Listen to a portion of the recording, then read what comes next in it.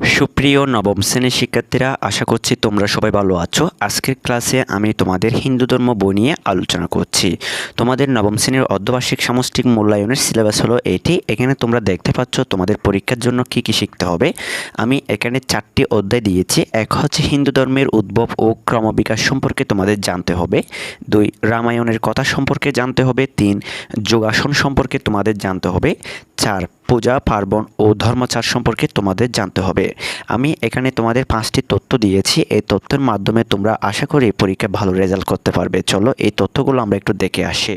সুপ্রিয় ভাই ও বোনেরা, আমি আরেকটি নতুন চ্যানেল খুলেছি তোমাদের জন্য, নতুন কারিকুলাম। এখানে আমি ষষ্ঠ শ্রেণী থেকে দশম শ্রেণীর হিন্দু ধর্ম ব্যতীত অন্যান্য বিষয়গুলো এখানে আপলোড করে থাকি। তোমরা দেখতে পাচ্ছ আমি এখানে ষষ্ঠ শ্রেণীর বিজ্ঞান অনুশীলন অর্থাৎ স্বাস্থ্যচর্চা যে অপশন তোমাদের বইগুলো রয়েছে, আমি সেগুলোকে ছোটো ছোটো আকারে ভিডিওগুলো দেওয়ার চেষ্টা করি। আশা করি তোমরা এই চ্যানেলে সাবস্ক্রাইব করবে এবং আমার চ্যানেলটি তোমরা ঘুরে দেখবে। সবাইকে স্বাগতম আমাদের নতুন চ্যানেলে। তোমরা দেখতে পাচ্ছ তোমাদের বইয়ের 1 থেকে 55 পৃষ্ঠার রিডিং ভালোভাবে পড়তে হবে। আমি প্রথমে দিয়েছি তোমাদের 1 থেকে 55 পৃষ্ঠার যে সিলেবাসটি দেওয়া হয়েছে সেগুলো ভালোভাবে রিডিংগুলো আগে পড়ে নেবে।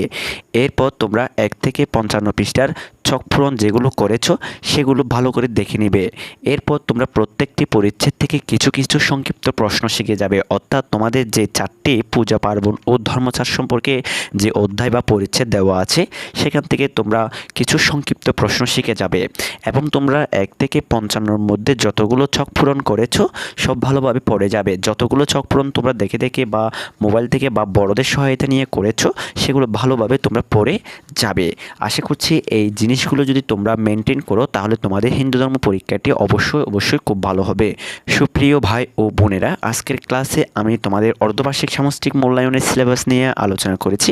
পরবর্তীতে আমি নতুন একটি ভিডিও নিয়ে হাজির হব। ততক্ষণ অবধি তোমরা ভালো থেকো, সুস্থ থেকো। সবাইকে অসংখ্য ধন্যবাদ জানিয়ে আজকের ক্লাসটি আমি এখানে শেষ করছি। সবাইকে টাটা।